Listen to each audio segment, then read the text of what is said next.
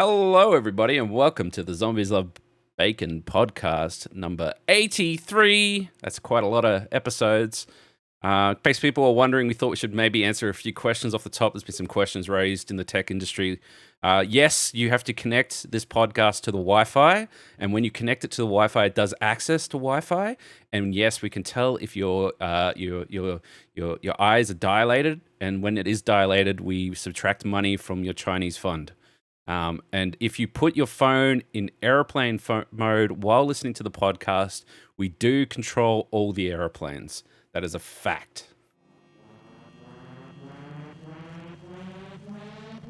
You'll definitely come across a lot of creeps. Where have all these cancelable opinions? You guys keep bringing at 60 feet. That was a picture of my boots. That's it. That's the title of the podcast. They're rock hard.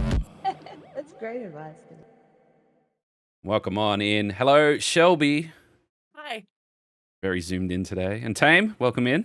Yo, man, that was an intro. Man, I tell you what, I don't want to go into the weeds about it, but my favorite hot take of this week is that America invited TikTok over for a hearing because they want to ban TikTok because they're worried that, China is a threat. And all they've done is proved how fucking dumb they are and how not a threat America is. Like, they could get invaded tomorrow as long as they're not connected to the Wi-Fi. Why do you need to know where their eyes are to put sunglasses on them? Who nedes to know where their eyes are if you're knows? wearing glasses? I mean, oh my God. There's so much like shade and shit getting thrown around, but it's just like, it's idiotic. It's so dumb, and it's coming from like the top tier, like the lawmakers are the ones that are asking these dumbass questions. And it's just things like, how do we know how old they are? We ask them. Oh, okay, and like, We use industry standard age gating, and then they're like, "What do you do if they lied?" The best one was, and then we monitor their public posts. Oh, how do you see them? That sounds invasive. They're public. They posted it. They volunteered this That's the information thing. up. Yeah, they put it up there. That's like someone putting a billboard at the front of their house, and then you read it, and someone stops you and go, how did you read that? It's so dumb. It's so painfully dumb. And the thing that I just don't get it. And like, normal people get it, right? The questions they're asking could be asked of any tech company, and I'd be getting the same responses. But for some reason, they've got some weird narrative agenda, whatever you want to call it, going along. And like, the old mate, the fucking CEO, whatever his name is, he's from Singapore, right? And like, there's like headlines going, the Chinese government comes to the fucking America, and like has a big picture of him with the China flag on him. And it's like, that is so far wrong. You guys have no idea what's going on. Anyway, if they ban TikTok, then it'll be American China in no time at all. Because my God, it's so dumb. It's like we talked about in the podcast how they found out that like the free apps that you put on your iPhone back in the early days before people knew to like check, like you got downloaded. Torch was a free app, so you could use your flash as a torch. The lighter one, yeah. Yeah, and like it tracks all your location, where you were at any one time, and then sold it off to advertisers and made millions of dollars. Don't see them getting in trouble. TikTok, where you freely offer up all your information and post it public to the internet, they're the ones. They're being shady. It's them. If anything, TikTok has too much moderation at times. I mean, TikTok doesn't even have like the whole thing of TikTok is that like, if someone posts it up, then it's there. If it's against terms of service, they take it down. That's it. There's not rocket science to it.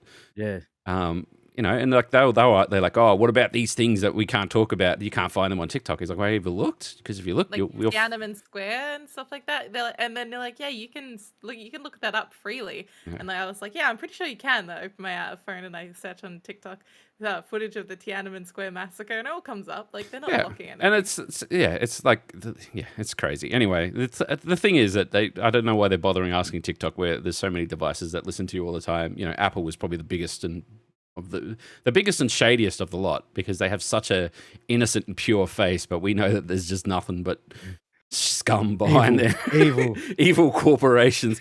I'm pretty sure that we've hit every buzzword possible to get shadow banned from every platform. So congratulations. No one's going to see this podcast. We publish on Apple. We publish on YouTube, you know. Spotify. We haven't talked shit about Spotify today. Fuck Spotify. No. Wow. I actually really like Spotify. The only thing I dislike is the ads, but I understand why they're there. It's just, I haven't had a Spotify ad in like 6 years. Yeah, same. Yeah, it's more like I feel like the ads are very intrusive, and yes, it's obviously to encourage you to buy, but it's also like you don't get the experience how good Spotify is, really, because you're like, Yeah. fuck, these ads are really annoying, and then you stop using it, and you go look for a free Yep. service, and you end up using YouTube or something like that. Where if they gave you a bit more of a taste of how useful it is, and then like added extra features for money, I feel like more people would actually pay for it. But they're in a weird space where they need a lot of income all the time because they need to pay the artists in case the artists go to like Apple Music or someone exclusively. That's when they have a problem. Not like wouldn't matter. It wouldn't matter if, you know, if Tame went to Apple Music exclusively, they're not losing a lot of customers. But if like Taylor I don't Swift even or think something, these artists are getting paid from Spotify, to be honest. they are. It's not much though. Like it's not much. It's They are, it's but like it's not much. 0.0003 a listen or something like that. But what it's actually doing is bringing fans to their shows. Yes. Well, Like that. yes, absolutely. And I would say that we're in I guess it's like I don't want to say post-COVID because COVID's still a thing, but that post-lockdown kind of renaissance of concerts. There's a lot of bands that are touring and stuff, and a lot of festivals and stuff that are coming back. I get to see my first concert soon. We had Knotfest was in Melbourne day before yesterday. I Lovely. think it was in Sydney yesterday.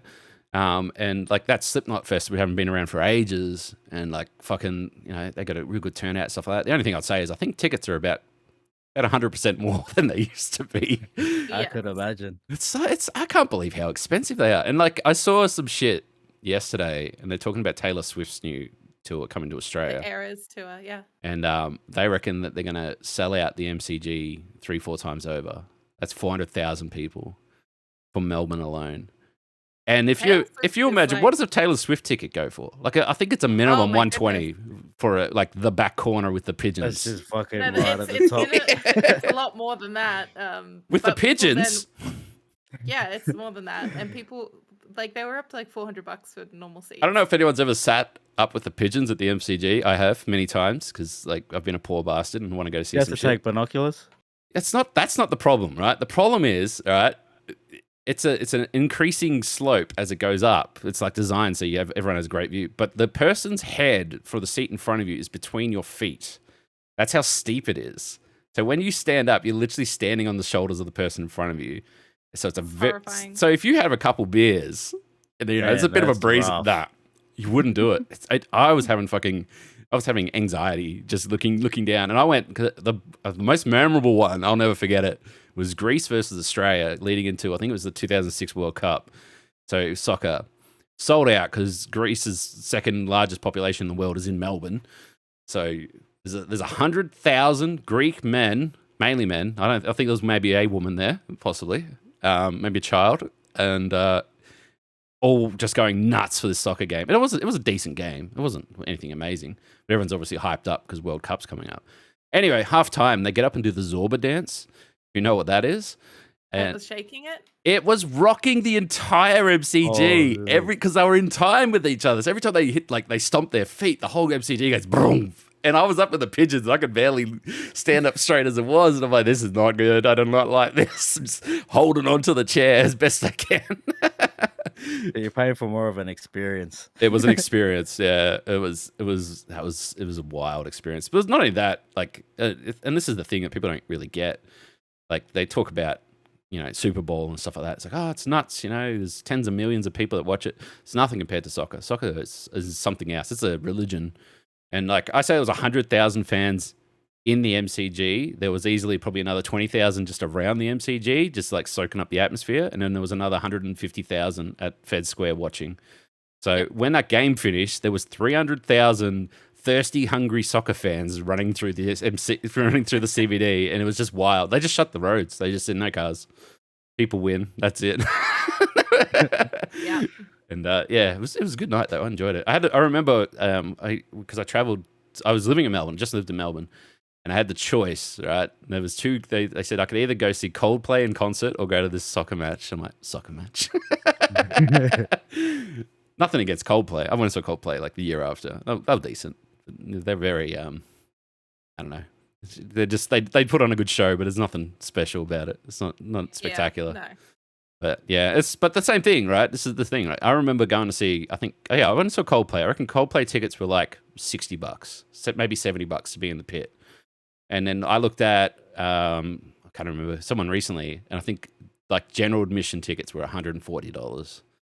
I'm like, is there like 7 support shows, or was there something else? No, it's just one concert, stand on your feet for 1 hour.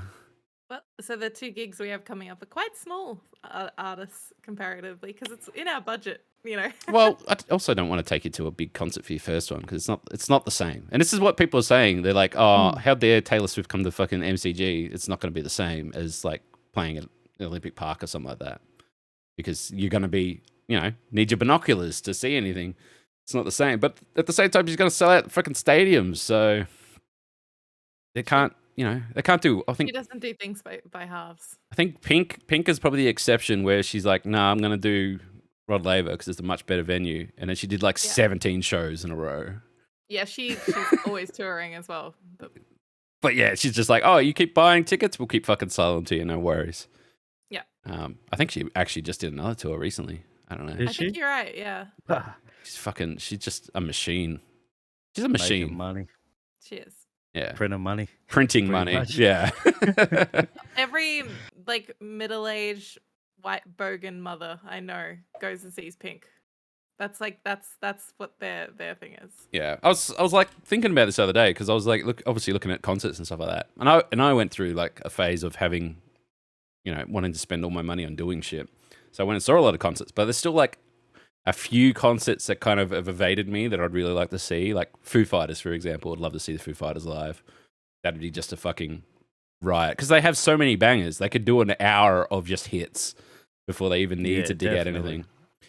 Same with like Chili Peppers. I'd love to see Chili Peppers live. I know that we just missed them, but I think their tickets were like $150 for general admission to fucking, I think they played at like Marvel Stadium or something like that. Yeah. It's like, oh man, and then there's like for example, I saw U2 live, and they had Jay-Z supporting it. I'm like, and it was like fucking $80 or something. I'm like, for $80, that's fine. I'm gonna be laughing. It's like, and I remember they had the Make Poverty History had their concerts on at roughly the same time, and they had a heap of different bands there, and they didn't announce half of them because like they didn't want people like rocking up for a concert. They wanted people to rock up, show support for the charity and stuff. But anyway, just happened like the week before, a friend of mine who's in a band invited me to a secret gig, which wasn't too far from my house. I'm like, fuck it, I'll go. And it was Jet that was playing, and they were testing basically their new album that they were about to launch. And then they mentioned that they were then going to be playing at Make Poverty History, as well as like these other 3 bands that weren't announced. I'm like, well, fuck, I really want to go now. So then it's like, you had to like enter a raffle and everything.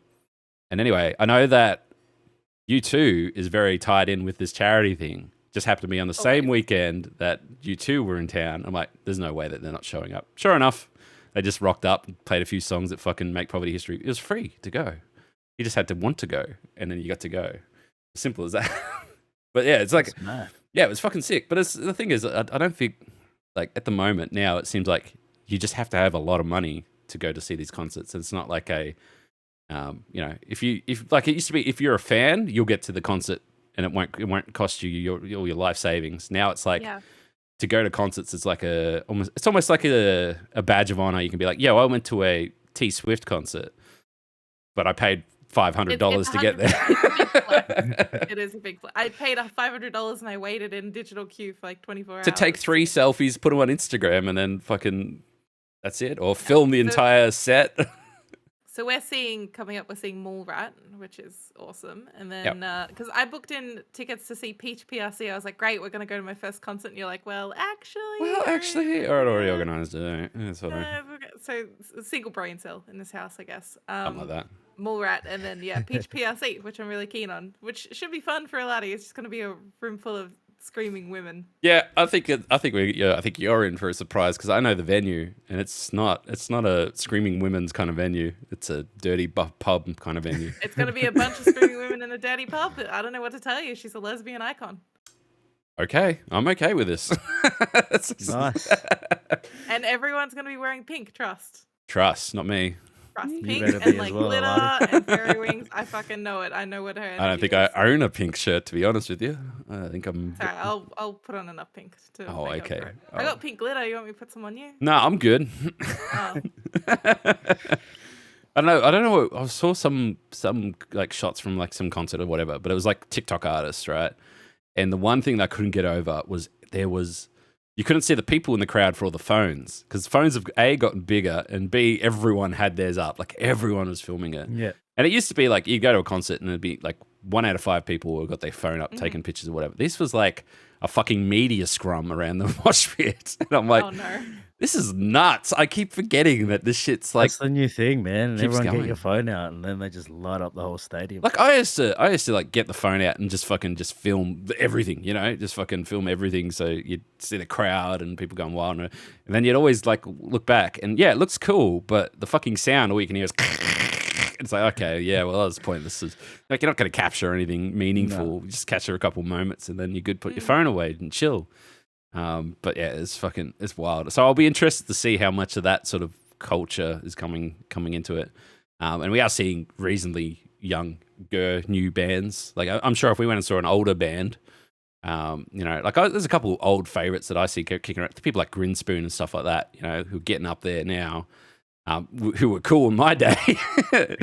they just kind of kept on going and it never stopped. But like you're not going to see fucking 16-year-olds rocking up to a Grinspoon concert. It's just not going to happen. But I don't know about the Mallrat one, but the Peach one is 18 plus. yes, I know that. I'm very happy about that. We talk about this because My Chemical Romance just came through Australia and like knocked everyone's socks off. And there was they haven't been in Australia since 2012. So there's been people waiting 10 years to get their opportunity to see it. It's a huge deal, yeah. Where I was listening to My Chemical Romance in 2005 and like I went to go see them in I think 2007. They played at Big Day Out. And I just went back and looked at like the lineup for Big Day Out. And it's like fucking 40 bands or something, man. And I'm just like, yeah, that was so fucking wild. Like Tool headlined. Oh, the best. And it's just like, oh, so hectic. But then I have like flashbacks, right? And I know we've mentioned it before on the podcast, but I just love going over the fact that because people have died at Big Day Out, unfortunately, and a lot of it's around crowd crush and stuff like that. And Limp Bizkit was a big one where they just kind of egged the crowd on to the point where they just weren't focused on anything else, and people fell over and got crushed. Basically, I've been in a crush before. Oh god. And it was It's at like that Big Day Out. Literally my worst fear. And they have what they call the D barrier, which is sort of like you come in and you enter in one area and you go out in one area, so that you can't, like, you're like in a pen, so everyone in the entire area can't just push in. They have to go through a gate. So you can go to the side of the D and you won't get crushed. Anyway, I was trying to get out of the D and I was getting crushed, and it wasn't the Tool, and it wasn't fucking My Chemical Romance or Muse who were all playing there. It was fucking Lily Allen. Right, and it was fucking because all the 16-year-old girls were rushing the stage, and ain't nobody getting in the way of a 16-year-old girl trying to get to Lily Allen. I tell you that, it was wild. I have never been like, I'm a big guy. Like it takes some force, but I was not getting out. I couldn't get out for all those girls, and that's part of the reason why we're not going to go see a crazy concert to begin with, Shelby, because you'll be like, nope, this is too much. I am done, and then you. I mean. I'm Yeah, never coming back. I'm easily overwhelmed. I get overwhelmed at like nightclubs, and pubs and stuff. I think I don't like. The only time I ever drawn the line, I kind of draw the line. It's just like, oh, this is nuts, and I guess we're just gonna have to deal with this as we deal with it. I went and saw Carnival, and they're rough to say the least. They're like, I think they share band members with Birds of Tokyo, but they're like the heavy version of Birds of Tokyo, right? And anyway, we got last minute, got tickets, go with some friends and their friends and whatever. And we got into the mosh pit and everyone was just punching each other. Like it was just a brawl. It was just full on, just people would just run up to and jump into everyone and bowl them all over. And then people get up and just start laying into each other. Anyway, someone just comes up and just grabs me and just pushes me into the crowd, and they just start punching. So I start punching back, and the next thing you know, everyone's just beating the crap out of each other. And I'm fine because I'm a big guy, but there was definitely some smaller people that were definitely going down and like getting dragged out, and it was like, okay, I guess this is what we're doing. And Horrible. the friend of mine, she was this bloody scrawny blonde chick, and she was just starting the fights. Like she'd just come up and punch them, and then like when they turn around, she'd be like, "Oh, not me, it's that person, that person to get punched." And she's just laughing and having a fun time. I'm like, this must be what carnival fans are like. Crazy. I came out with so many bruises. I was so sore, but it was like I was fine. I didn't like break a bone or anything. I think someone did. I think someone. It's definitely blood. Team, have you been to concerts? Yeah, I've been to concerts, not heavy metal concerts. What have That's you just seen? too hectic. Yeah, What's I don't go memorable? by choice. I just go by opportunity. I've seen 50 Cent. I've seen Eminem. Oh, I've 50 seen Cent heaps would've people, been- Nas, Wu-Tang. Hell yeah. Wu-Tang, I've seen yeah. them all, yeah. That's the other one that we just missed. That I would have liked to see. I would have loved to see Snoop Dogg. That would. Method Man and Redman, they were cool. Oh yeah. Well, that's fucking at the big day out that I was talking about. They had P Money was there, and it was Ryder and Scribe as well. And it was like that right after their big collab and stuff. And I remember that after it, because on my birthday as well, so I used to go to big day out on my birthday. And afterwards, they're like, we'll go to this club. P Money's going to be there. You might do a set, whatever. And I remember we went to this fucking expensive club, and they had like a VIP section at the back, and it was all like velvet roped and all fucking half naked chicks and stuff. And it was just P Money and all his mates and shit. Just fucking, and they're like, oh, I asked the guy at the bar, I'm like, yo, P Money's here, stuff like that. Heard we might be doing a set. He's like, yeah, he's going up. He's up at 4. I'm like, 4 a.m. He's like, yeah, he's up at 4 a.m. I'm like, I ain't staying at 4 a.m. I'm gone. I'm way gone. I'm asleep by then. I just remember, I think like getting a Corona was like $14 or something. It was the most that's that's expensive depressing. bar. They weren't there Well, for the Hilltop beer. Hoods, I watched Hilltop Hoods. Yeah, I'd love Listen, to see that's Hilltop Hoods. Oh, man. I watched them when they were small. Yeah, I missed the opportunity. I wanted to see them so bad, but I saw them as part of. They showed up to like a festival, but they only did like a few songs and whatever. But I'd love to just see a full set with those guys. Yeah, they're good. Sure. You get an idea, Shelby? We'll make a list. I think I've got more ideas of what things to stay away from than things to go to from this conversation. I mean, Heavy metal. heavy metal. Okay, we stay away from anything aggressive. Those guys are crazy. And there's always like yes, they're crazy. They're passionate and they're fans, right? As long as you don't get in their pit, it's fine. Like you just stand at the back, it's fine. It's just. I'll stick to my Those cutesy pits indie are- If you get in the pit and people are jumping, you jump. That's how it works. It's just how people get hurt. Is they go to the pit, they're like, I'm not doing anything. I'm standing right here. It's like, oh, you're gonna get flattened then. See, arms swinging. This is one of the good things is when you built like a brick shit house like me. I'll be right. Yeah, but except some of them are built like brick shit houses. That's the problem. Yeah. Yeah, but That's Yeah, not they the got force feeds next level immovable energy objects. too. yeah, they're on some stuff. That music juiced them. Yeah, no, it's good. I think we're gonna go see, definitely go see some bands and stuff. And we're starting out small. We're going to some classic. We're going to the Forum, which is an amazing venue here in Melbourne, And Northcote Theatre. and Norfolk Theatre, which is a pub. Yeah. But like, there's some there's some Melbourne music, which is good. And I think we're better off like going and seeing like an Aussie band, like a rock band, or like a local pop kind of band or whatever, and spend $40 than spend $150 and see, Taylor Swift's tiny little figure in the distance. Yeah, Give I them more don't- money, you rich people. Look, I'll be really honest. When I see people, and I've had like my sister-in-law post when she goes to Katy Perry. She goes to every Katy Perry concert there is. But whenever somebody posts one from like a big stadium tour and they're up in like the big far away seats, I just don't think it's worth it. Look, it's very simple. don't. As a man who has been to many concerts, including big ones like that, if it's like the MCG, and if you want to see this singer, then get some comfortable shoes. You're going up, standing in the front. That's the only way you're going to see them. Because if you have assigned seats, like even if they're near the front, someone's going to stand in front of you. It's just like, Well, that's it. When you're sitting in the seats, as soon as like the person starts, everyone just stands up. yeah. So you might as well just get on it's an hour of pain on the feet. Just stand. Even if you stand at the back, you're still closer than the nearest person sitting in a seat. And you'll get to see shit. And like, Like one of the best concerts I ever saw was Black Eyed Peas, right? And their stage is 360, so like they just walk out into the middle of the pit and like they did it. And the reason why it was such a good concert, first of all, it was like under $100 to go stand in the pit, and then there was Black Eyed Peas for an hour. Then each member of the Black Eyed Peas had an individual set for an hour each. And then they did the Black Eyed Peas did like an encore at the end. So it was like Fergie got an hour, will.i.am got an hour, and so on. So it was like a fucking 5-hour concert for under $100, and it was insane. And they do like crazy technical shit. And this is why, like maybe Taylor Swift is maybe smarter and they have a bit more organized, whatever. But like when I went and saw Muse, their stage was in the middle of the stadium, and it was in the sky, basically. They're floating around. So no matter where you were, you got a good spot. Yeah, they do also have giant, big ass screens everywhere too.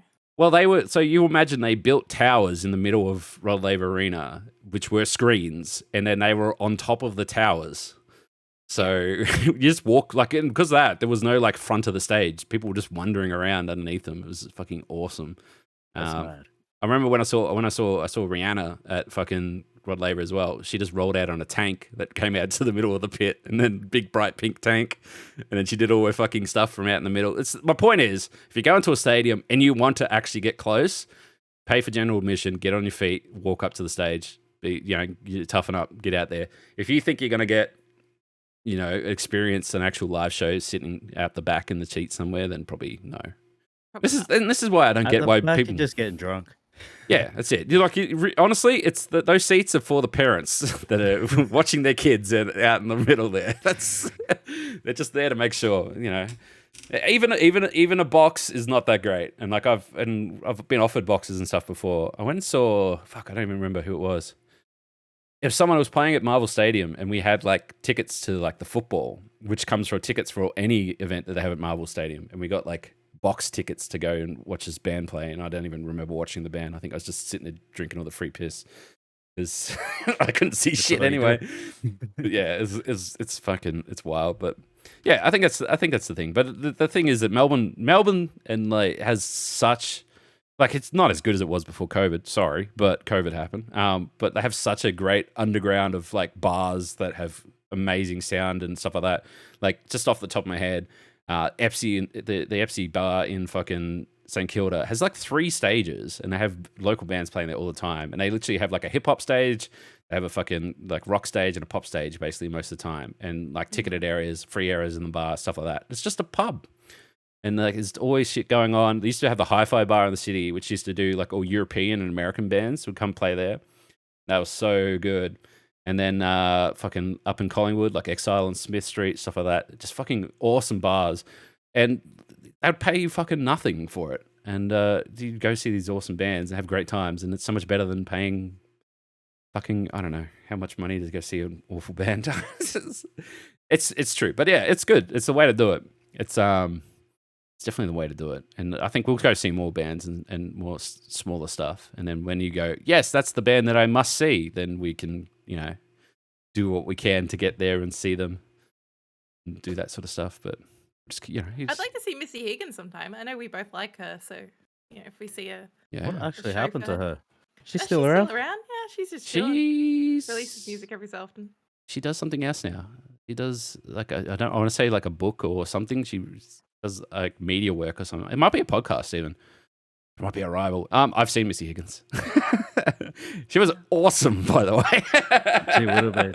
She played at the big theater in St Kilda near Luna Park there, and it was like she played all her songs, but every song had like a 20-minute story between them. Like she was just talking about her life and shit that went down and recording and all that kind of shit. And I remember they got to like towards the end, she's like, we're running out of time.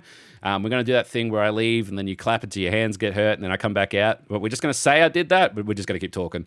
And they're like, okay, and continuing on.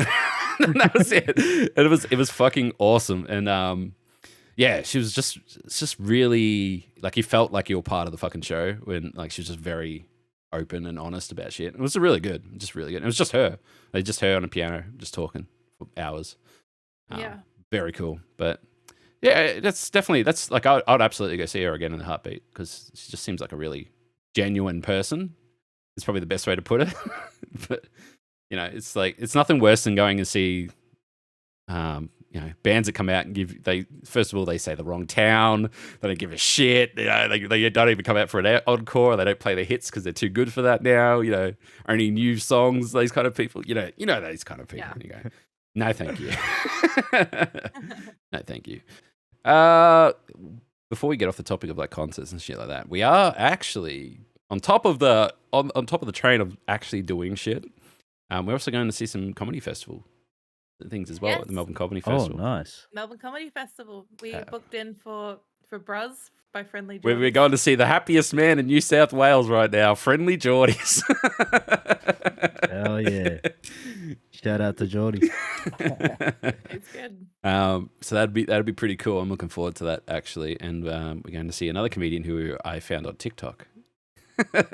Straight after. You haven't told me the name of. You just leave it very vague, so I have no idea what's going on. But yeah, we're doing it on the same day because comedy festival. Lots going on all night. Well, it's like a month. It's a month of like you go to the comedy festival website and you can literally like, what kind of comedy am I into? Am I into like kids, adults, adult comedy? Do I like comedy that is interactive? Do I like impromptu stuff like that? And then even then, it's like, here's 400 responses. I'm like, okay. Everyone in it and everyone has their own shows. I think like you remember we went to that basement comedy show with Jimbo and isn't Rove doing his show in the basement during comedy festival? They were doing testing materials, right? Remember fucking what's his name? From Jimbo and Aj Barker. Aj Barker was testing material, and now for the comedy festival, he's doing his material at the Palms at Crown for $100 a ticket. So he tested it on us. In a basement for $20. That's why you gotta love them basement comedy. Who needs the crowns at Palm? Doing that guinea pig night though, where they're testing new material, it's actually pretty fun when you can do those sort of things because they're like, oh, that one's obviously a shit one. Scribbles it off a piece of paper. Well, that's why I really like going to the comedy club because you'll go and see 5 comedians in a night, and half the time they just come out and they just go, I'm going to tell these mildly borderline cancel me jokes, and I'm going to gauge whether or not I should say them to the general public. Yep. And you go, and there was a couple where we're like. And he's like, yeah, you're right. Most of them will set up like a little recording on the stool next to them as well, so they can record their sets. It's pretty good. It's a pretty good experience. I like going to these little comedy shows, so I'm excited to take part of the comedy festival. It'll be my first time taking part in the comedy festival as well. I have a lot of firsts since starting to date Eladi, go to first concert. Yeah, because you did. All right, well, hang on. That's because he's liberating you. It's because you lived under a rock. I did live under a rock, aka the middle of nowhere, where I didn't have public transport or a car or friends or energy to do things. Yeah. Or money. So I'm living my adult life now. Have you seen your best life now? Have you seen the new trend on TikTok where they have so what they'll do is they set it up as a hidden getaway, and it'll show a map and it'll zoom into something, and then it's so funny. And then it cuts to like beautiful beaches and stuff like that, and usually it's like some small island in the tropics, right? But now, like today's great one I saw was Melton, Victoria. In the middle of nowhere, it zooms in. It's got huge beaches and mountain ranges and stuff. It's not right. Like it's not true. It's just taking the piss. It's got this inspirational music and stuff that goes with it. I've seen Frankston. I've seen fucking Ringwood. I've seen fucking Albury, Wodonga. I've seen Melton. They made Frankston look good. So the thing is that people will see it, right? They'll send it to their friends. Go, oh my god, we have to go here. Yeah, I go to Frankston. Frankston is a wild place. For Frankston, it showed Frankston Station, as it said, but it was like this massive overview of a huge forest with giant trees and stuff. And I was like, yeah, sure, buddy. It's good. Oh man, I like it so much because I wonder if they've done any Sydney places. Oh, for sure, it's taken off. It's taken off. I saw like 1 yesterday, and I saw like 19 today. It's just crazy. People were going wild with it. But the thing is that like it's so good because only the people that like have been there will know. Like if you come from another country, you'll be like, "Oh my god, Australia's beautiful." Yeah, I think that's the thing. Like all the people who live here are just like, "Oh yeah, this is a great joke." But then there's Americans who are in the comments being like, "Wow, Australia is such a lovely place." It's like, well, yeah, maybe don't go to Melton or Ballarat or Frankston. It's the same with like the Auntie Donna guys who were telling everyone that Ballarat's the capital of Australia. Yeah. Oh, classic. Oh, it's so good. I just love that. And that's like true Aussie humor. It's just like, yeah, it's great. It's just full sarcasm. No one can tell. It's Yeah. Anyway. I was thinking of making some for some, but it's kind of like when we showed the American that video. That Shelby recommended, the dog on the tucker box. That video. Oh, the Australian tourism video, but it was just taking You the love piss dog all on the the time. taco I box. love the dog on the tucker box. Yeah. And they have Mildura in it, and unfortunately, Yeah, it's it was painfully like- honest. Mildura, it just was like a slow zoom in on a dilapidated house of like a family fighting about like steal each other's meth pipe or something. It's quite So- literally some like community housing, and that's pretty much exactly what it Yeah. is. I wouldn't be surprised if that was filmed on location in Mildura with real audio. Painfully honest, but anyway, it is what it is. It's It's just it's people are falling for it. That's the bit that I can't get over. It's people going, "Wow, it's amazing, it's so beautiful." Can't wait to visit. It wasn't that long ago we went to Melton. There's nothing there. A lot of dirt, some dirt, and a bit of dirt. And 2 shopping centres right next to each other and some dirt. Some dirt. That's about it. A lot like Yeah. pretty much every country town in Australia, really. There's nothing. Melton's not a country town. Melton's now metro. No, it's not. Yes, it Is is. that All what they call it? metro trains run to it, so it's classified metro. It is the last metro. I'm not calling it station metro. Where it heads to V line only, No, where I'm from. no. Well, Sorry. I'm just telling you. It's still like an hour's drive. Yeah, it's dumb. It's like saying the ACT is Metro Sydney. Hell no. No way. So I would That's know 3 there's hours tons of away. people would be like, I'm from Melbourne, but they're from Melton. And Yeah, it's I like, wonder who would ever say that they're from Melbourne when they're not from Melbourne. They're like outside Well, of Melbourne. because some people won't know where it is, so it's easy to say someplace just maybe. like, I'm out west of Melbourne. Put it this way: if you say you're from Melbourne, but then when they put a big ring around it for a COVID lockdown and you're not included, you're not in Melbourne. Yeah, that's true. Shelby's like, I'm in Melbourne all the time. I think we talked about it not that long ago, but there's so many creators, like content creators and stuff like that, and streamers and stuff like that. They're like, yeah, I'm from Melbourne. I'm like, oh, cool. You going to this event? Oh no, that's like 3 hours from me. I'm like, oh, okay. That's when they're saying Melbourne. Where in Melbourne that are you you? don't dox them, like that. They don't want you to find them. A lot of Bendigo, Ballarat, Yeah, Bendigo's got a lot of streamers. Geelong.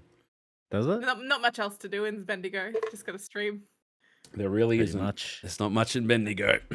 Anyway, I can't really talk because I come from a shithole as myself, and there was absolutely nothing. Yes, but you said you were from Melbourne. That's my point. No, but I thought you were a stalker, so I did not tell you the truth. Nice one, Shelves. Yeah, good. Well Nice. played. Yeah. Well played. You got Yeah, I it. live Woo! with you. Yeah. We'll never find where you live. Yeah. Gotta keep those stalkers guessing. hmm But yeah. Anyway, talking about dishonest shit, I want to talk about something that came up a lot on my For You page, which it's just a very wild kind of story. I don't know, Shelby, you're an iPhone user, aren't you? Yeah. Tame, you on iPhone or you got a iPhone. None of us are Samsung. This is where we need Vince because we got to rag on some phones. But anyway, it's come out that Samsung had a big marketing push about how great their camera is, to the point where you can basically zoom in on the moon and take a picture of it and like see the craters and stuff on the moon. And they've discovered that it's faking it. It's just putting a high res picture of the moon over your picture of the moon. your phone recognizes that you're trying to take a picture of the moon and then just adds a picture of a high definition moon to your photo. What's the point? I just want to take a picture of the moon as I see it, not take a picture of the moon and have it replaced by somebody else's picture. So of the moon. I have questions, right? And I know people are testing it, and there's a heap of test stuff that I haven't seen them all, but there's like, if you were trying to like take a picture of like a red moon, does it change it white? And you go, that's weird. I must have zoomed in too much. The red went away. It's like, I have seen like instances, yes, in the examples where it does change shade. so like I saw people who would print out like a blurry picture of the moon and then just hang it up in front of them in the desk and then take a picture of it. And the Samsung phone's like, oh, you're zooming in on the moon, and changes it to a high definition version of it. So it goes, look at that, you took a great picture of the moon. It's like, I was taking a picture of a photo. This is where we're seeing like, because obviously this is kind of walks into the area we're talking about, like AI, right? It's 100% AI. Definitely It is. We're reaching into the point where it's going to start being a problem because we're not going to start being able to know what's real. It's going to alter the photos and things as we take them. Like if the things that we're collecting to be memories are actually not going to be real in like 10 years' time. No, that's it. It's coming down to if you're using a phone camera, there's an element of AI touching that up now. Yeah. It's basically where we're at. Yeah. But yeah, faking the moon is something that people are very touchy about to begin with. You know, now you got to ask questions. How much AI was used in the moon landing? You know, like those videos with AI touched up. You know, did they actually step on the moon? Because when I took a picture with my Samsung phone, I could see the flag up there. But now that I think about it, what is the flag up there, or is this Samsung propaganda downloading to my phone? Now you sound like an American lawmaker interviewing. If I connect my moon to the Wi-Fi, does it use TikTok? It might, but Can you see the eyes on the moon? And if so, are they dilated? we talk about AI a lot on this podcast. Like eventually, you know, we'll all be AI, not just me. We talk about AI a lot, and like I'm all for like chatbot, you know, intervention. I like Chat GPT. Have you seen the Midjourney 5? Yes, I have. But hold on. I like all that, but I am more concerned about image-based AIs because it alters like our actual perspective and reality. That's it. Yes, in the example of Samsung gives you a totally different moon whenever you try to take a picture of a cookie. Or the AI beautifying cameras that are like, you know, also even the latest iPhones, they have in their normal photo modes now, they do editing on your photos. So if I connect my camera to the Wi-Fi, does it use the internet? Yes, 100%. we can confirm that. We can confirm that? That Does it know where my eyes are? No. Why does it need to know where my eyes are? I just think there's a lot of ethical issues that are coming to front, and because the way that AI is developing and it's happening so fast, there's not enough time for us to actually process as like a whole world. Okay. And like set up. Yeah, there's two things to be said about that. Well, three things. The first one is partially a joke, but that's how Judgment Day comes around and Terminator is becoming real. First of all, so good joke. Yep. Second of all, it's the stuff that they make public and the stuff that people pay for and using APIs and stuff like that. That is public stuff, and like everything else, like computing and everything else, there's a public, and then there's like government and military grade stuff. So if you imagine how powerful the AI they let us use is, imagine what the AI they're not letting us use is. And then thirdly, there's real world applications that we should be using the AI for and be working towards doing that. Where at the moment it seems like everyone's just making weird flexes to sell API licenses to use these AI stuff rather than working on, you know, developing programs that we can use that can aid with like day-to-day stuff. Like at the moment, like Bing you can get into if you sign up and wait on a waiting list, and you get to use like the Bing search engine and stuff like that. Microsoft added their add-on tool, but again, it's like you got to be subscribed to use it and get the most out of it, stuff like that. I signed up for the beta for the Adobe AI, which is like, but like, don't call me, I'll call you someday is kind of the message they send you. It's like, okay, well, that's great. But meanwhile, Midjourney 5's over here recreating any celebrity you want, makes them look like they're going to slap you because you said a joke about their mum. I saw the Will Smith point of view being slapped by Will Smith. But people changed it. So like they changed it. So now it's like, see the Elon Musk point of view of you just made fun of Elon Musk's mum and he's going to slap you. And it's like, why? Why are you doing this when meanwhile I'm trying to make my fucking subtitles pop on a freaking video and I'm having issues getting it aligned where why can't AI fix what I need it to fix? Why is it creating shit that is wasting my time, really? I think it's interesting you bring up those sort of photos because this is another area where there's ethical problems. We talked a lot about dumb people and people just who believe everything they see on the internet and like don't really American Congress, yes. Yes, American Congress. But what I'm seeing is people have had to make posts being like, these images are fake. If you see these images of Trump getting arrested, yeah, those are good. Images in particular are fake. I've drawn big red X's through them. So if you see these, you know these are not the real ones. Do not share them. You know, whatever. There was no real ones. Because, yeah, that's the thing. But boomers are seeing these pictures and being like, oh, my God, Trump's been arrested. Okay, so the fantastic thing about that was the boomers, and again, American Congress, right? There is, look, no offense to America, but there's a lot of dumb ones out there, obviously, because they elected people that are extra dumb. So, you know, It is what it is. Anyway, there was this whole narrative of Trump's going to get arrested the next day, and the next day, all the Zoomers made AI images of it happening and posted them everywhere. So everyone went, "Oh, it's what they said was going to happen happened," but it didn't happen. It was all AI shit. But they were just like, they just set up the narrative and delivered the pictures that they expected they were going to see. So that was even more believable. And like I saw them, and I'm like, they're fake, but that is pretty damn good. It's like, it was. Some of them are quite convincing, and I feel like I'm so glad that we have like a single brain cell and not any less than that, because holy shit, we would, there's so many that people can get pulled in from. And now I've seen the boomers sharing fake images on Facebook. Yeah, I think the problem, like Midjourney 5's definitely teetering on the side where they've fixed a lot of the facial stuff and they've fixed hands, right? So now they can make photorealistic to almost photorealistic. They look like photos that have been altered. Like they've been cleaned up, they've been touched, but they look like that, So they're very believable. The problem I see is like people were feeding it anime and then creating more anime in the same style as the other one, and they're both drawn by computers, so they both look the same. This one was drawn by one, now they're by other, and it's like that looks amazing, but why would they do art in that style from that anime? It's like because they didn't. There was AI that did that one. So yeah, and there was already a short. Netflix, I don't want to even mention the name of the fucking show, but they used AI to draw the backgrounds in it. And it's like, they're like, oh, we had to do it because there's a skill shortage. And like, no, there's not a skill shortage. There's a shortage of people going to get paid minimum wage. People want to get paid more. That's why there's less people going to get paid nothing. It's not skill shortage. They're not the same thing. They're like, skill shortage. That's why we used AI. No, you didn't want to pay premium. But anyway, they got cancelled. So anyway, That's not for Netflix. So. But then they have like Ubisoft is announced that they've got a writing assistant that is now AI. So help them write. And what they were talking about. So we're all very familiar with GTA, and you walk past and the locals say some wild shit, right? The NPCs, that whatever they call it, that's what they want AIs to write. Is like so they can, instead of paying someone to write 500 lines, they can AI to write 10,000 lines, and you'll never hear the same line twice.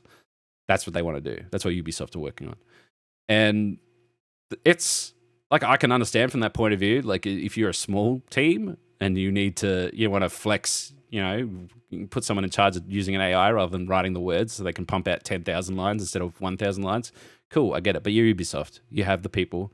You pay a lot of people, a lot of money actually. Make it happen. I'll write them 10,000 lines. Well, the thing was, and like Alana Pierce, who's now over at Santa Monica Studios, who just finished up on God of War, like she just made the valid point of, it's more work policing an AI than writing it yourself as a writer. Like hire a writer to write the lines. That is something to keep in mind, because even with ChatGPT and my experiments with it, like you do have to police it and correct it. And get it to actually, like it's not just I give them one prompt and I get immediately what I need. Often I give them a prompt, see the response, and I'm like, okay, I need you to make this, and this alteration, and then it's still wrong. You've still got to correct it. Like but there are people at companies who are being hired to basically be AI wranglers. Well, I showed you, I posted it in the podcast chat we were talking about. There's an entire category on Fiverr now where you can hire people to use AI for you because you don't know how to use it properly, basically. So I might pay someone else. And like, I'm still learning how to talk to AI.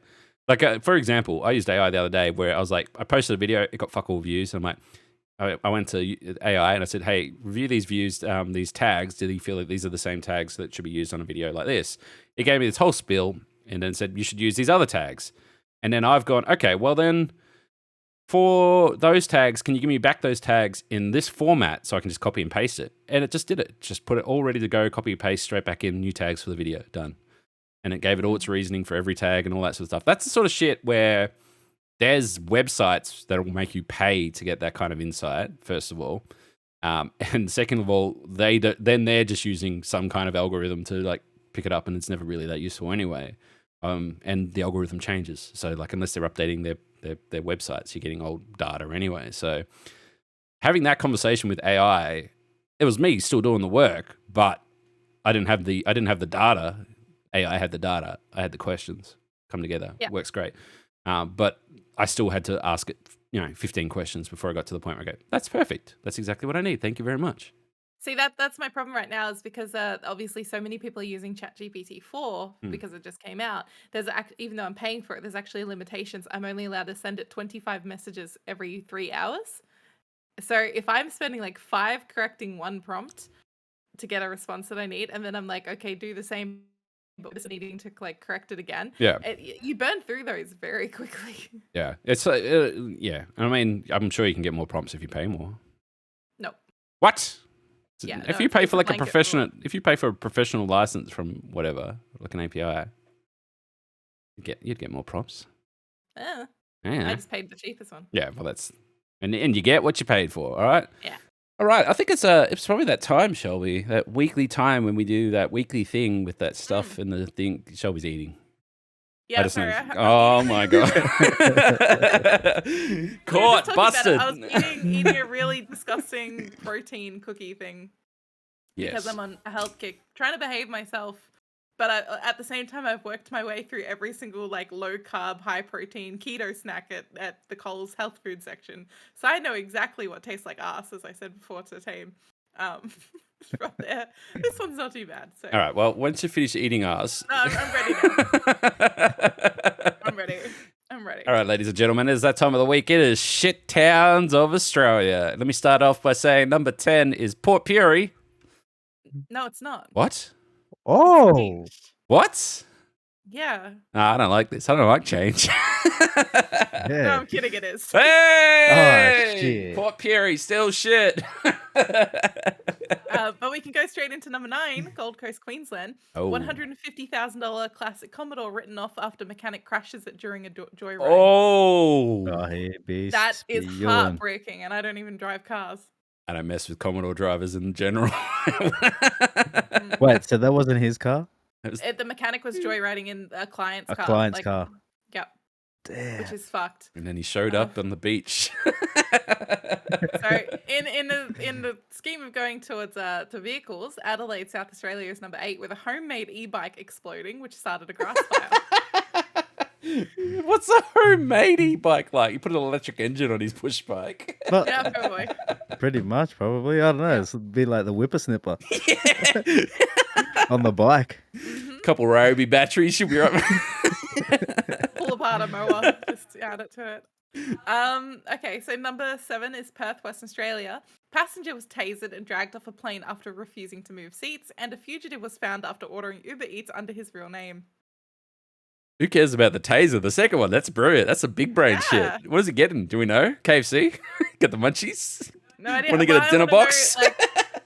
I just want to know who snitched on him. Did the Uber Eats driver snitch on him? Did the restaurant? Is Did it? Uber Wait, Eats do they like keep track of that? Like, is there like a watch list that goes off? It's like, yo, fucking Mr. Wanted John Smith here just ordered some McDonald's. You want to get down there? Might be keeping track of it. 6, Menindee, New South Wales. River clogged with millions of rotting dead fish. I saw this. Menindee. Yeah, so Yeah. they basically had the water got deoxygenated really quickly and all the fish suffocated. Yeah, you know what the worst part is? It's not the first time, and they haven't fixed it. It keeps happening. Keeps happening. At Menindee too. Horrible. Like they just keep copping it, and like no government's interested in doing it. Maybe a new New South Wales government, could maybe fucking go do something. Let's see. Hopefully. We'll see. 5, Maitland, New South Wales. Teacher charged with assault after brawling with kids in a classroom. I saw that. I saw the video.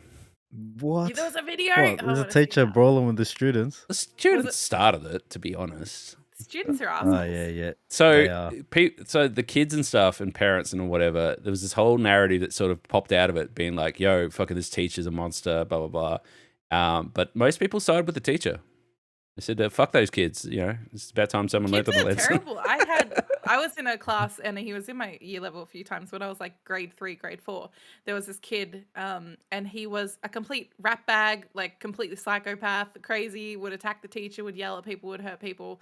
And he tried to stab the teacher with some scissors once, and the teacher grabbed him by the wrist and like threw him against the cupboard in front damn. of us and like body slammed this child. And I'm like, I was in grade 3, but I'm like, yes, I would. That's totally fine. Like, I'm not gonna snitch. See, look, I'm old, but like I just missed that period where it was acceptable for teachers just to beat the crap out of their children. But like I went to a school that used to be an all boys school, so like they had stories because they were just teachers would take no shit. And like I remember our math teacher in particular, we used to always tell us about how he couldn't do it anymore, but geez, you'd love to smack someone with a ruler. It's like, okay. You used to just belt the table next to you as like in a threatening way. He's like, I've been that used to be a thinking kid's lately, head. Yeah. I've been thinking lately because I've seen a little bit of it come up on TikTok and sort of refresh some awful repressed memories of like if you were ever the good, quiet kid in class, teachers would sit terrible people next to you Yes. as punishment for those terrible people. But really, it was like they were punishing the nice kid. I was constantly sat next to really horrible bullies who would spend the entire lessons bullying me. But because the teacher wanted my niceness to rub off on this horrible child, and it's like, why am I getting punished for being a good kid? Yeah, And it happened to me many times. we had the opposite happen. I've got a few examples of that, but the best one was that we had an exchange student from China, and he had no friends. He was very well spoken, very respectful, and everything else. And anyway, the teachers made the mistake of giving him to me and my friend group. Said, here's some people, they'll show you around the school and they'll teach you everything. Man, we corrupted the fuck out of that kid. He was binge drinking, underage, partying, everything. By the time that he left, like, we're not even sure if he's alive anymore. I've got a great video somewhere of us at this party and we're drunk as fuck. And like, we were so drunk. And we used to call him Silent Mike because he never said anything. Like, he was always just very respectful. Anyway, in the middle of this video, he just grabs the camera and he just screams down it.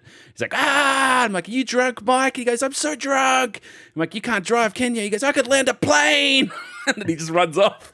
And that's the last we ever saw of Mike. What I'm getting from this conversation is you were the bad kid. No, they thought we were good kids. That's what you should. No, I think you were the bad kid. It's not that we were bad. A rat bag. We weren't. We're fun.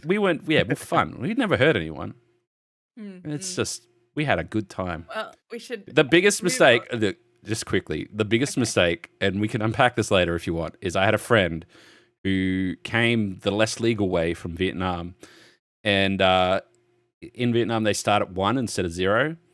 So when he came over and got his papers made, let's just say, he was 1 year older than he should be. So when everyone else was turning 17, he turned 18 and got a license. That's when it all went downhill because we had an 18-year-old with all our 17-year-olds, but that 18-year-old was also only 17. So anyway, that's where it all went downhill. We know. All right, moving on. Number 4 is Shepparton and Victoria. I'd like to mention Victoria's only mention of this week is in this time, and they haven't been mentioned a lot lately. But for some reason, it's regularly Shepparton. Anyway, Shepparton. Shep is a Drago tries shithole. to cook a mate's head in a sandwich press. Oh, Yikes. Put his head in a hot sandwich. Why? Were they like making sandwiches? It just says Drago, so I'm assuming some sort of just violent altercation fueled by drugs. It's like, I'm going to get you. You stand there. I'm getting the sandwich press out. Wait till it warms up. You'll be sorry. he probably smoked his crack. So the next one is Townsville, which again is a frequent flyer on this list every week. Is Townsville, Queensland. Meth head was jailed after biting a hotel manager and dragging him outside with her teeth. Oh my! And 3 cars were rammed by a stolen ute, and a 13-year-old boy was accused of robbing a woman at knife point in her own home. What is going on in Townsville? Holy cow! I just want. I'm also The meth back heads to are the going first one. Like on the bath Biting a salts. hotel manager and dragged him outside with her teeth. She thought she was a crocodile. It sounds like it. That's crazy. I don't really want to go to Townsville. Sound very nice. The Sht Towns of Australia page is not a good advertisement for Townsville or Shepparton. Yeah. But number 2 is Tewantin, Queensland. Tewantin? Never heard of it. How to say that. 3 12 to 14-year-old girls were charged after a I 13-year-old saw girl was this. kidnapped, tortured, and stabbed, which is horrible. Horrible. Horrible. That's awful. It reminds me, I don't know if you ever heard, there was a actual case that happened, I think it was in the US, a Slender Man. Yeah, it's exactly which that just went through the courts and they got fucking done for it, which they should. But yeah, this whole thing, it's not great. People can look up the details if they want. I have seen a lot of social media stuff like vowing vengeance, like street vengeance. If it was the Simpsons episode, Mo would get his sack of knobs out, that kind of vengeance. Honestly, though, like it's like the cat thing last week. Like I honestly, I'm not against it. There needs to be probably a bit of real world lessons made on those fucking scumbags. Anyway, continue. Sydney, New South Wales tops Sht Towns of Australia this week at number 1. What's Sydney do? Man rescued after being kidnapped and tortured for ransom, and peaceful protesters attacked by a huge mob of violent churchgoers, and a woman was hospitalized after being bitten by an octopus. Holy. 3 separate things, right? Or one Yeah, wild that was ride. pretty separate. Who brought the octopus to the ride? Yeah, he brought the octopus to the party. Yeah, but this guy who was kidnapped and tortured for ransom. He was released, so I guess that's a good thing. But Yeah, it that still was- mentions the bad thing That was hectic. happened. That's crazy. Peaceful protests attacked by a huge mob of violent churchgoers. Well, often protests are just everyday thing around Australia at the moment. It's pretty wild. Woman hospitalized after being bitten by an octopus. I wonder if it was a blue ring. I always think back to that. There was that video of someone who's obviously tourist.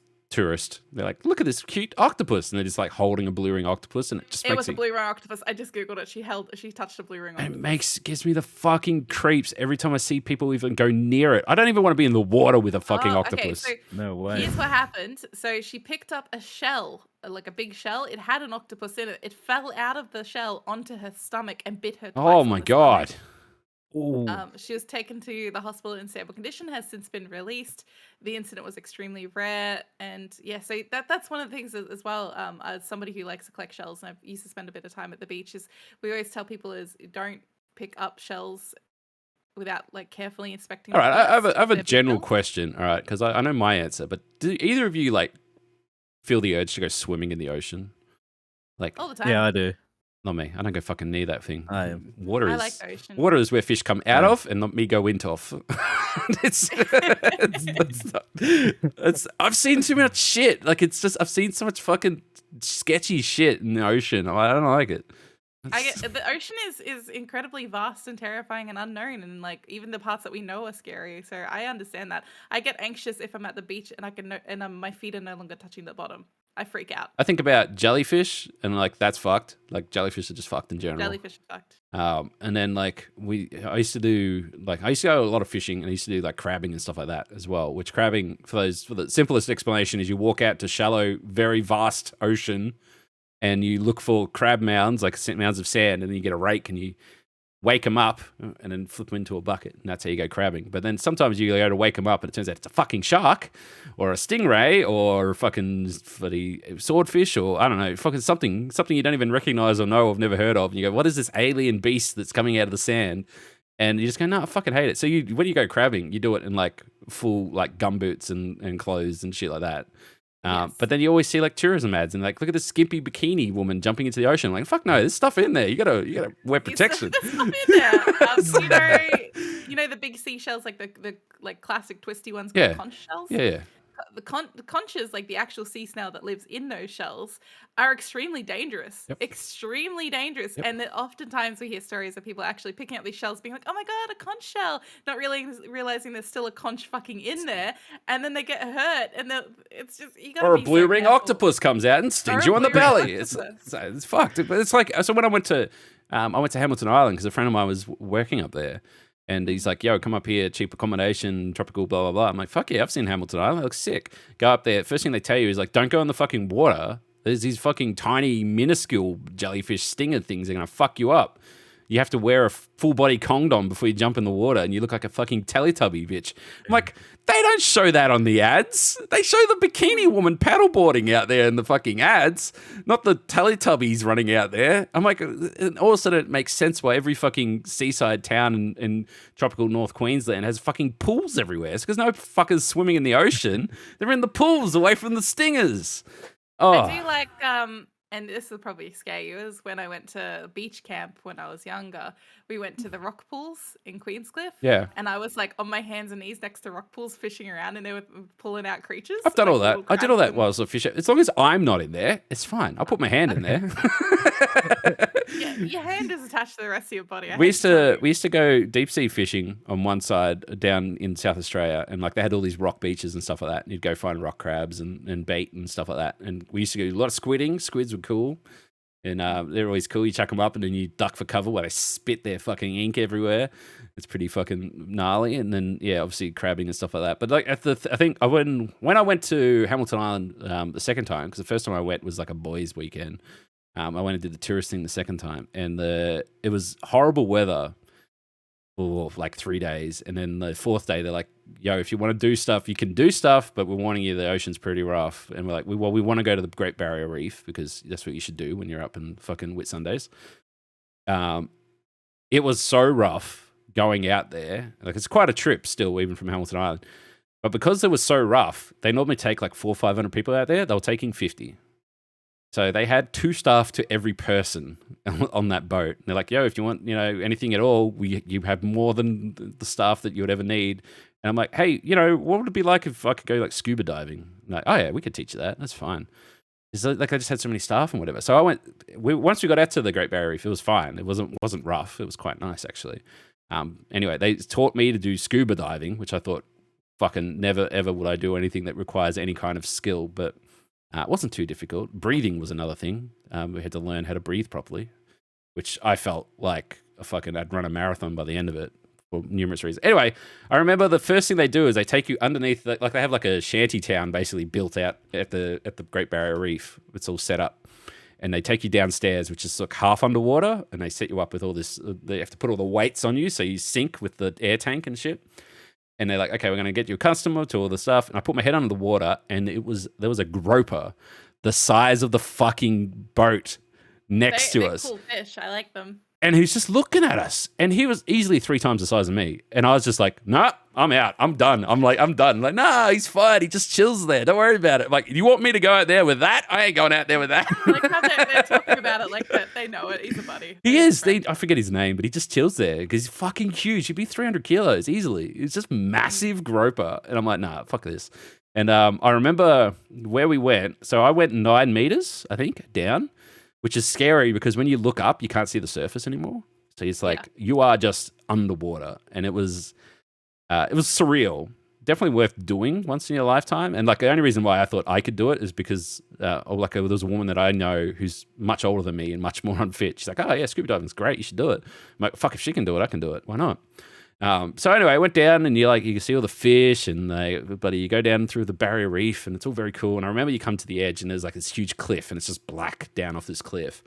And the licensed divers get to go over the cliff. And I just remember watching them go over and just go down and down until they just disappear. And they come like, nope, I ain't doing that. That'd be scary. It's so scary, man. So we just you go around this face of the Great Barrier Reef and look at shit and take photos, and they give you like waterproof GoPros and stuff like that to like take the whole thing in. And it was cool. It was very cool and I enjoyed it. It was fine. But like we had a guide with us the whole time who like made sure everything's cool. I would never go underwater out there and do anything like that by myself or like very few. I don't know. There's a basic bitch horror movie which always it makes me crawl. And I was working on like short films and stuff in high school, and I went on a binge of like low budget horror films to see like what techniques and people use. And there was this one called Open Water, and it's based on a true story of these 2 divers in Queensland where they went out, the boat goes out, they all go diving, and then everyone gets back up, gets on the boat and they leave, but they left 2 of them behind. So they were just in open water with like nothing. I hate that. Yeah. So the whole movie goes through this whole, like it's all theoretical because when the divers disappeared, they're gone. So, but there's a great fucking scene where they've been there for days and they're just paddling water and they're tired and whatever. And it's nighttime now, and they're like it's all close up and just 2 heads bobbing in water the whole time. And the storm's coming over, and as the lightning strikes, you can see through the water. You can see all the sharks underneath them. I've seen the gif of that. Okay, yeah, I'm never. I'm just like, nah, that's fucking that's No torture. way. It's such a cheap. Anyway, guys, play Subnautica, right? It's Subnautica the movie. No. Yeah, it's what? I love the ocean. I love being on boats. I love fishing. I love fucking all that stuff. I don't like going into the shit, basically. Yeah. Sharks and jellyfish and things that'll kill you. Nah, no thank you. I'd love to go and hang out the rock pools again and pick up little crabs. Yes. Maybe. I've seen some hidden gem videos on TikTok lately. It seems like there's a lot of rock pools We'll go to around. Melton. There's some water everywhere. But yeah, mindful of time, we do want to talk roughly about a couple of things. First of all, we saw John Wick this week. No spoilers, so Excellent relax. movie. It's good. Relax, no spoilers. But yeah, it's excellent. I was a little disappointed with the amount of fanfare going around, given how good the reviews and stuff are going. But it's up there. Like it's like honestly, some people are like, wow, the pacing's a little off or the story's a little weak or whatever. It's like, nah, man, they know what's going on. They go when they're knocking 100% out in every other aspect, like in action, in terms of stunts and gunfights and all that stuff. Like if they gave us a complicated story to focus on as well, I don't think we could do it. It's just too much. And like there's some of the stuff looks like a fucking. Honestly, it's the closest to a first-person shooter movie that we have. Like, it's just they literally send them in a room and then just send waves of enemies in there, and he just keeps fighting them off, and it's fucking sick. And it's not just like yes, it's obviously Keanu. It's Keanu's show, right? And it's John Wick or whatever. They add some extra characters with very minor backstory, but they add them in such a way where you start rooting for these other characters who come in, and you go, "These guys are fucking sick. I want to see more of them."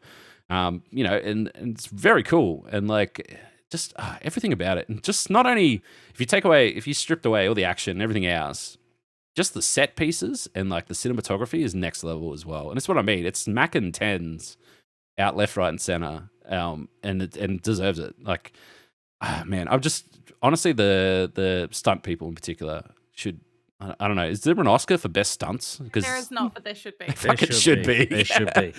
Man, there was some Those stunts. stuntmen need to be rewarded. There was some stunts, and when they land the stunt, the people in the cinema were clapping. They're like, "Whoa, fucking yes!" And it's great. like, yeah, it's so good. It's such good atmosphere. So hopefully, it smashes out there. I really feel like it's kind of like when everyone was watching James Bond and then Jason Bourne came out and everyone's like, fucking hell, Jason Bourne's another kind of action. This is John Wick's another kind of action again. And it's higher again. And honestly, it makes your Jason Bournes, your James Bonds, your Mission Impossibles, like they need to step it up because we want to see this fucking true, none of this cutaway, set piece, 1,200 wires on these people, whatever. Like stunt people doing true stunts, learning the skills, doing that fucking stuff. It's cool. It's like, it's so good. And like there's some behind the scenes stuff already that are floating around, and there's one that's been shared a heap, and it's like this guy gets shot and he rolls down an escalator, and then Keanu comes down and they shoot 3 other people while he's coming down the stairs, and they all fall down. And then as Keanu walks off, everyone rushes in and say, "You good, man? You good?" He just gets up. Like he's got no wires on him. This guy just fucking rolled down an escalator, no worries. And you know what? It's not in the movie. I would say, well, he didn't roll down as per se. It was more like he was thrown down. Yeah, he was thrown down the escalator and then they had to lay there. Like he couldn't be like, oh, like that or anything. Like he was dead. He had to lay dead. And and then in the movie, you just see him on the ground in one of the shots. You don't even see the action that he did. So yeah, you see him get him off the top of the stairs, but you don't see the other angle that we saw. Yeah, it's next level for stunts. Like the stunt people and the stunt stuff, it's so good. And like if it's CGI, you can't tell. Honestly, like if it looks so real, feels so real, and you can tell that there's a lot of tongue-in-cheek moments as well where they've sort of be like, we're gonna blow this guy's arm off and it's gonna be funny, so we're just gonna hold it here for a second and we're gonna see this guy's reaction when it happens, or this guy's gonna trip over and fall down the stairs in a funny way, so we're just gonna hold the camera a little bit longer just to break up otherwise it's a kill streak of a couple hundred people. Yeah, I think the good thing about John Wick is that it knows how to make fun of itself being in the genre. It knows what we want. It knows what the audience is, and it delivers. But yeah, I do like that it's like a little bit pokes fun at the genre and at itself at points, and like in a great way. Well, all the dialogue in it as well. Everything was almost tongue in cheek. All of the dialogue, and what's his name? Donnie Young, who plays the main. Not antagonist, but like the main equal. Like it's sort of like 006 to 007 kind of thing. So he's the rival. And like if you haven't seen Donnie Young stuff, which he's only started doing a lot of English stuff in the last few years. His real big thing was when he did Rogue One. He kind of broke into that Western audiences.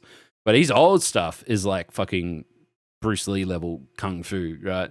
And he just makes it look like he plays a blind person doing, being a hitman in this. Blind assassin. And he makes it look easy. But it also looks like you believe that he's blind and like this is how a blind assassin would operate. And oh man, he was given this real chaotic energy. And I'm like, this guy's fucking nailing this role on every aspect. but he kind of acts like he's like comic relief, but he also just murdered 7 guys, So it's so good. So they've done a really good job of making the movie, and it's not just Keanu with a gun shooting people. They add other characters and more depth and stuff like that, and it's really good.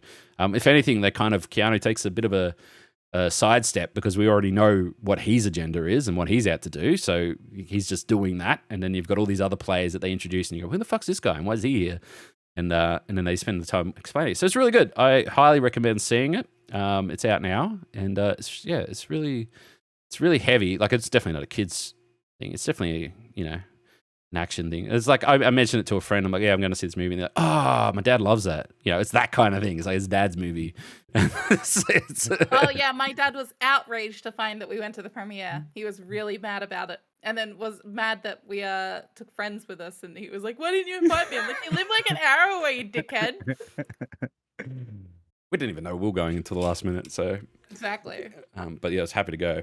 But yeah, it's kind of annoyed there wasn't a lot more fanfare around it because it deserves it. Like, it's going to be a movie. I think it's a movie that's going to be in the cinemas for probably a couple more months at least, like pumping out, and then it'll be the one that everyone gets for Father's Day on DVD. But yeah, it's good. I hope that they kind of do more, but also at the same time, like if you think back to like the 90s and stuff like that, where we had crazy amount of action movies, like your Jean-Claude Van Damme's and Bruce Willis, and everyone was pumping all these action movies out. Now we got bugger all. I feel like if John Wick 4 does really well, it'll spawn off a bit more of those action kind of movies that, obviously we can do it now. We have the technology, or we have more stuntmen than we know how to shoot in one time.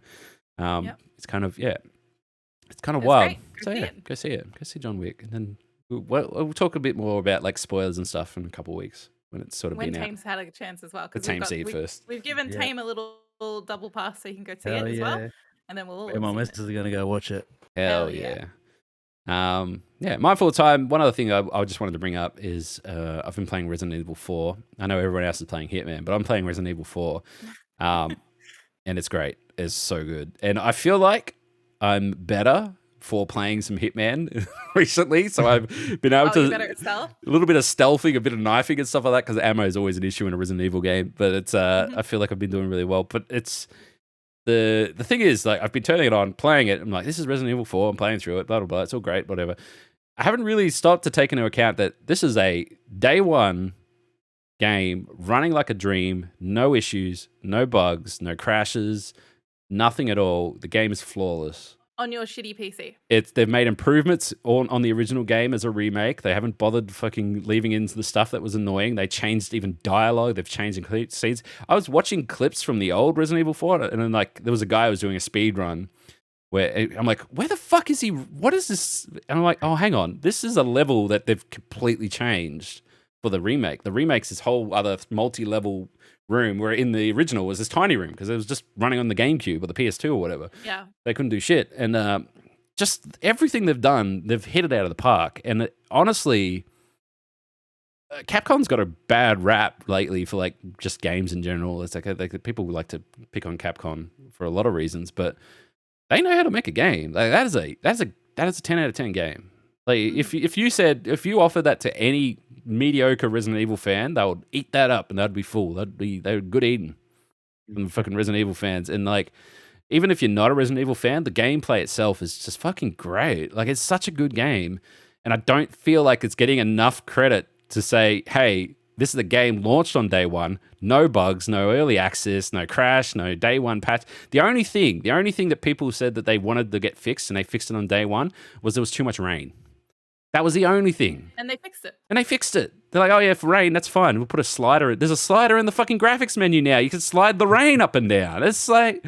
They have a lot of great options in the graphics settings, but also they've been praised for their accessibility huge amount as well. They've got some really great ones in there, so definitely check it out. Yeah, and I'm playing it on PC, and I haven't got the best PC, but it's running like a dream on medium high graphics, and like there's so many sliders you can make it run on a potato, honestly, and it's I'm just really impressed with it. I'm probably just over halfway through at about 10 hours, and like I'm just playing it. It's fun. I have no issue. And I can't remember the last game that I played where I went, this thing's perfect. It's fine. Played it start to finish, no issue. Like I've had an issue with every single game I've played for years. I don't know when the last time I played a game and went, oh, this is fine, this is great, this is no problem. So like, yes, the game's stressful sometimes, and yes, it does fuck you over, but that's kind of part of the point of the game is to get your heart rate pumping and go, well, make it a little bit harder each time. Mainly because like a lot of time, the only thing that annoys me is like, oh, I know how to make this easier. I just need a time machine to go back and make a few changes of the other decisions that I made. Like now that I know what's coming, I could make it easier for myself, but it's too late now. So it's like, shit. I was like, what did I, you go into a room and it gives you all this fucking rifle ammo. It's like, well, I just sold my rifle, so this is useless. Then you come in the next room and it's all distance enemies. I'm like, well, if I had my rifle, this would be great. It's like, if I knew. But then at the same time, I spend all your monies on a pistol and upgrading it, and then like, a couple more rooms around the round. They're like, we got a new pistol for you. I'm like, fuck, I just brought a new pistol. So there's definitely like a speed run kind of mentality. If you go around, it's like, yeah, I know exactly where to buy this gun and upgrade it here and get this thing here, and then you'd be fine. It'd be the easiest game on the planet. But kind of going in blind, it is a wild adventure. I have seen some memey stuff already kicking around. There's a lot of like add-ons and stuff for the game.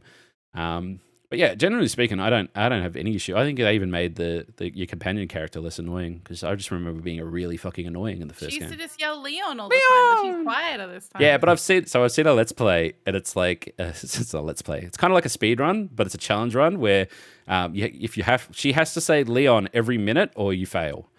So the whole time they go, like as they're doing the puzzles and stuff like that, they're like stabbing her every now and then, but just to like annoy her to make her say Leon. That's it.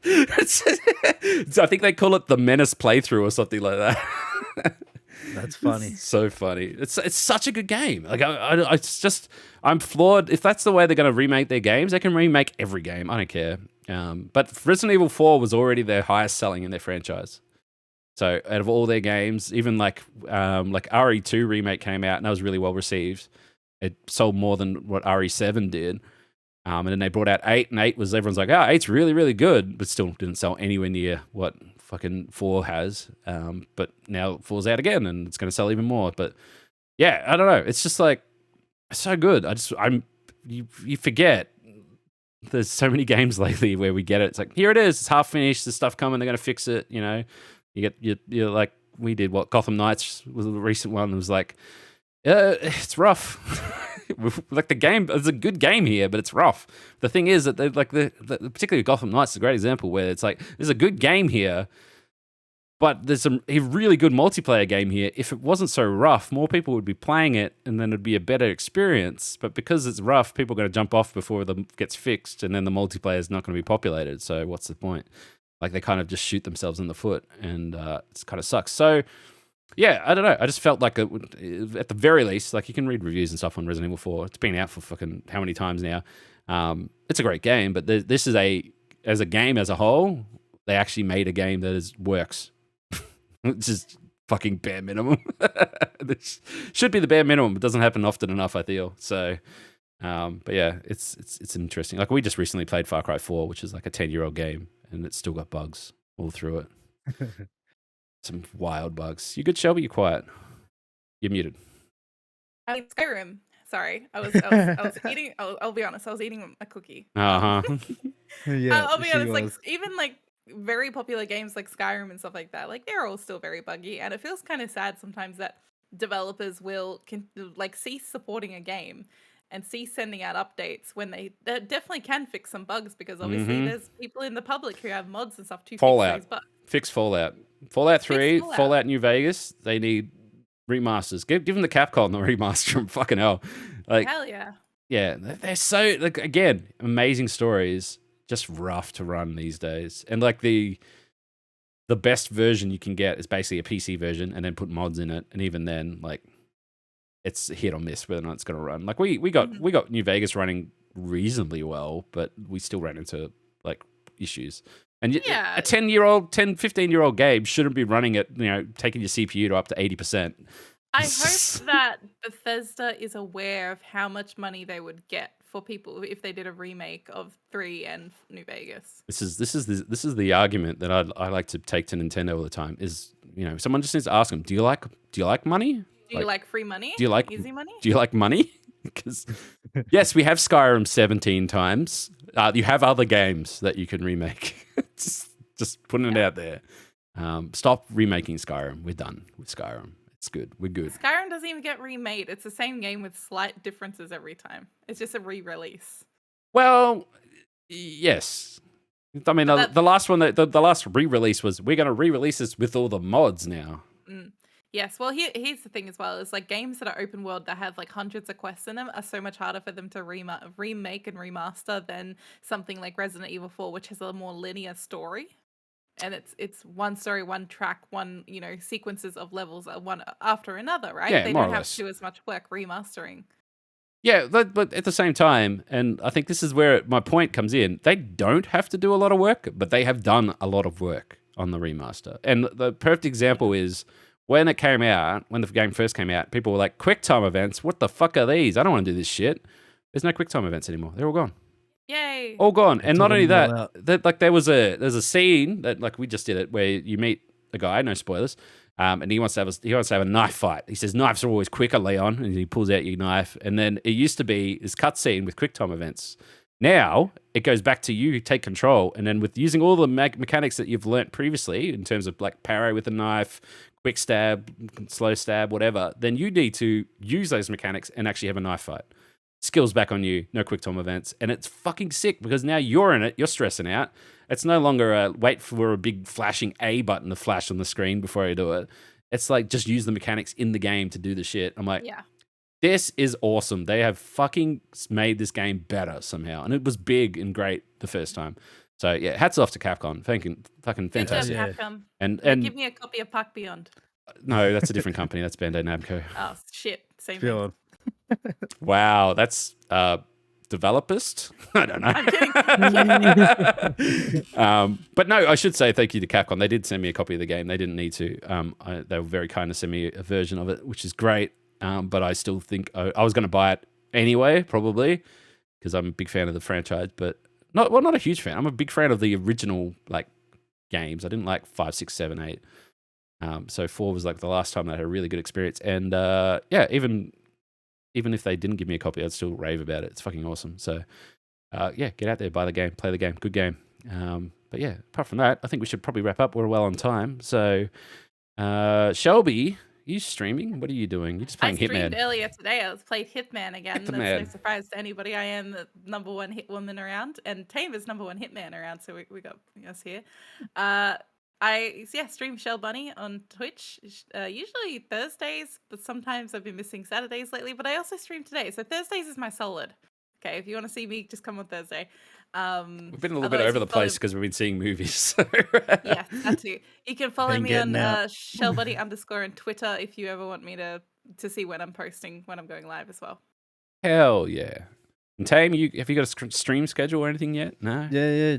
I try and do Tuesdays, Thursdays, Fridays. Nice. But sometimes you get too busy. Yeah, it's a bit like that. There's a lot going on at the moment, which has been kind Oh of yeah, definitely catch me playing Hitman. Hitman. I'm heaps better now. I can get some listen.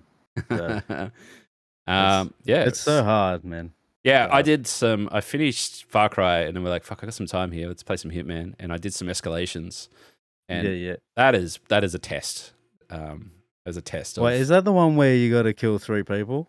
So like there was a if you great missed one. There was a great one where it was like you have to kill this guy, and when I knocked out this mechanic, and then I turned into the mechanic, and then I killed the guy, and then it's like, okay, well now you need to kill that guy, but you need to be the mechanic to kill that guy. I'm like, sweet, I already did that, so that's fine.